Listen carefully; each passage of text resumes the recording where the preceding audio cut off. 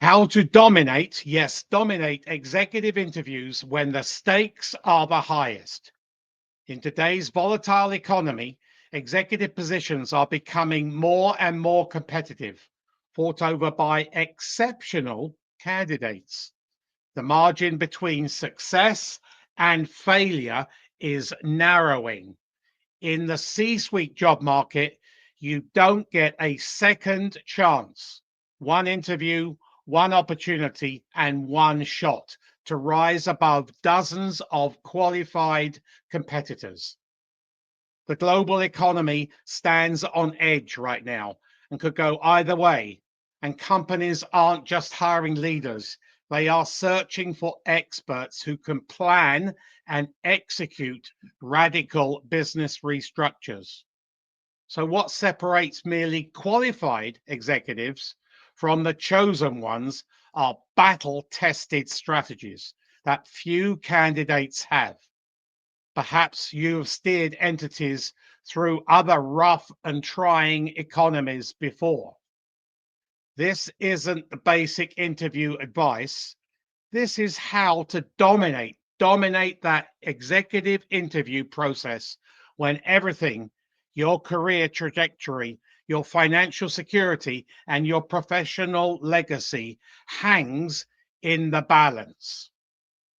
So before an interview is scheduled, your preparation begins with intelligence gathering that goes far, far beyond what's found on ordinary job search advice. Start at the foundation, the company's financials. Don't just skim the annual report. Conduct a deep dive analysis, quarter over quarter performance trends, analyst projections versus actual results, debt to equity ratios compared to industry benchmarks, cash flow patterns that reveal operational strengths and weaknesses. The next level, strategic positioning.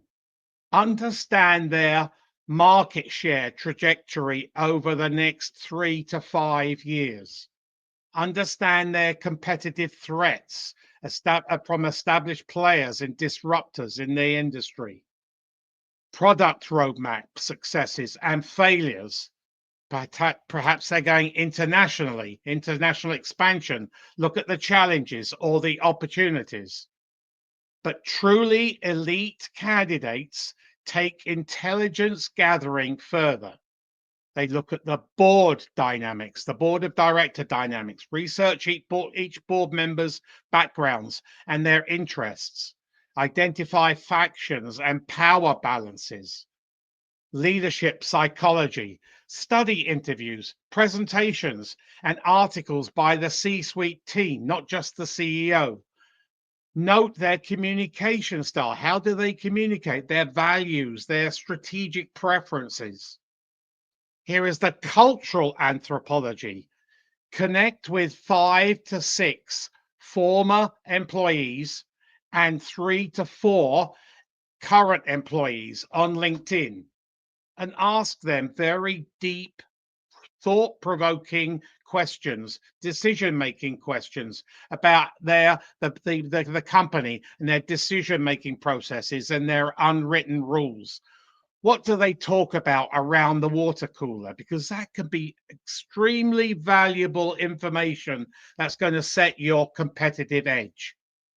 So threat mapping, identify existing challenges facing the company and industry. Prepare insights on navigating these threats. Remember, you're not just preparing for an interview. You are preparing to demonstrate immediate, swift, strategic value, highlighting the differentiation. You can pick it up on the spot. So you need to craft your executive value proposition. Standard candidates have resumes. Elite executives have the value proposition combined with their resume, their CV. Your executive value proposition has to establish 3 elements: instant impact, strategic value, and culture enhancement. First, articulate how you are going to make and give them the impression that you have got that job already. Articulate your immediate impact, the potential. In times of economic uncertainty, companies need executives who can deliver results in the first 90 days. Prepare 2 or 3 specific examples of similar challenges you faced and conquered quickly in your career. Structure these as the situation you inherited, your immediate diagnosis, the actions taken within days or weeks, the measurable improvements achieved within 90 days. Second, communicate your strategic value using the MAPS framework. Market insights you bring that others don't. Alliances and relationships that you can leverage. That's where networking, while you're gainfully employed, is going to come in to your benefit. The perspective from adjacent industries. And S stands for specialized knowledge that gives you the unique vision. Third, demonstrate culture.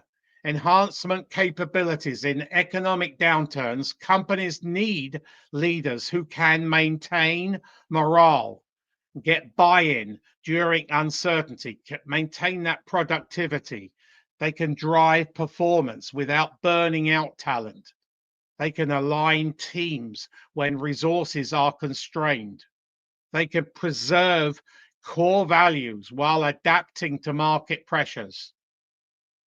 Prepare specific examples that showcase these abilities from your history. And now distill these into your executive value proposition. That statement, a 30-second articulation of why you are uniquely positioned to drive success in their specific circumstances based on the research that you have found out. Executive interviews aren't just about qualifications. They're sophisticated psychological evaluations. Understanding interview psychology gives you a huge advantage. If you are already a C-suite leader or a vice president, you have served as an interviewer many times. First, establish the dominance through controlled vulnerability. Most candidates try to project perfection. Instead, proactively address a significant challenge in your background before they discover it and articulate the profound leadership lessons it taught you. We all learn from every challenge. And if you are at that level, you've had many, many challenges. This demonstrates confidence, self-awareness, authenticity simultaneously. Second, use strategic mirroring to build unconscious rapport. Ask for the names of the interviewer or the interviewers before you go into the interview. Research shows that hiring decisions are heavily influenced by perceived similarity. Study the communication patterns of your interviews beforehand. They may have a YouTube channel. They may have been interviewed by a newspaper or an article or been on a blog or whatever. So then you can do some extensive research. Always look their LinkedIn profile up because there may be something that synergizes. You might have gone to the same university or whatever. So that builds some warmth, some heat, some conversation. Do they speak in technical or broad concepts? Do they prioritize data or narrative? Do they communicate formally or conversationally? Subtly match these patterns without obvious mimicry. Third, master the power of deliberate pause. When asked complex questions, resist the urge to answer immediately. Silence is golden. Take 3 to 5 seconds to consider your response. This projects confidence, thoughtfulness, and that executive presence. Studies show that candidates who pause before answering difficult questions are rated as 23% more competent than those who rush to respond. Now for specific techniques to command the interview itself. First, use the situation redirection technique when faced with hypothetical challenges or case questions. Respond with, "That's an excellent scenario. I faced something remarkably similar at ABC Company. We were dealing with a slowdown in the economy and the stakes were high. My approach was to swiftly cut costs, eliminate non-revenue functions, and rationalize SKUs from 1,554 to 978. This moves the conversation from hypotheticals to the proven track record. Second, deploy precision questioning. Elite candidates don't just answer questions, they are strategically powerful ones. Prepare those questions and rehearse them. Questions that demonstrate deep company knowledge. Highlight your strategic thinking. Create openings to showcase relevant experience. Unpeel your leadership philosophy. Example questions. Your recent expansion into e-scooters seems to prioritize the global thirst for transition into electric vehicles. Is that a reaction to society push for sustainability or part of a long-term vision? The quality results show challenges in corporate compliance. In my experience, that often indicates understaffing in the compliance department. Is that consistent with what you are seeing? Third, master the strategic callback. Throughout the interview, note key phrases, priorities, or challenges mentioned by the interviewer or interviewers. In your responses to later questions, reference these to the earlier points. This creates a narrative, coherence, and demonstrates exceptional listening skills, a critical executive function.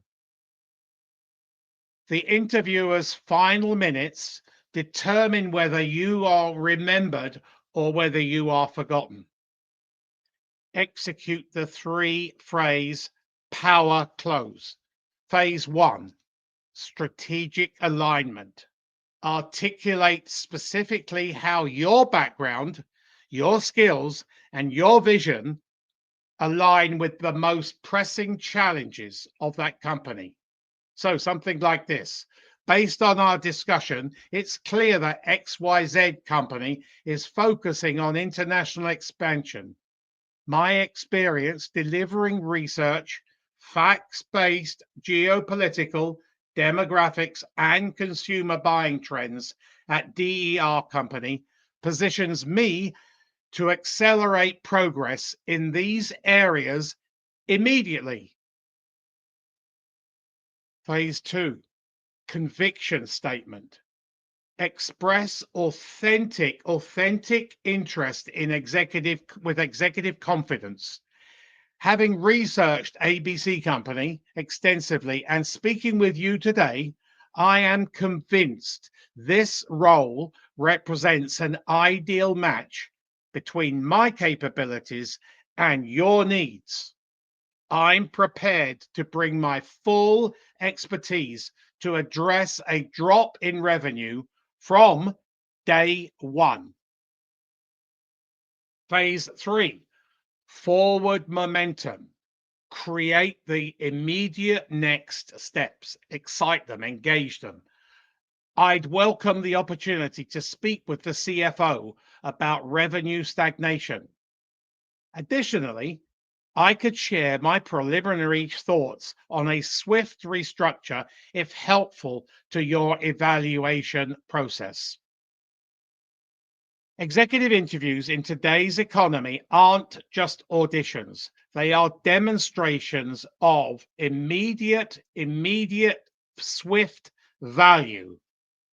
By applying these advanced strategies, deep intelligence gathering, a compelling value proposition, psychological mastery, interview dominance techniques, the power close, you can position yourself not just as a candidate, but as the prime candidate, the number one solution to their most pressing leadership needs. In a market where exceptional isn't enough, these strategies will give you the edge to be the obvious choice, even when the stakes have never, ever been higher. Remember, in executive interviews, you're not just selling your past, you are selling their future. So thanks for watching today.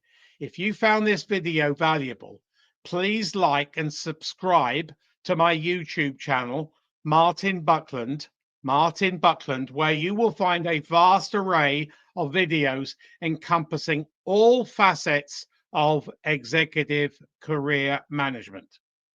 Are you ready for your executive interview?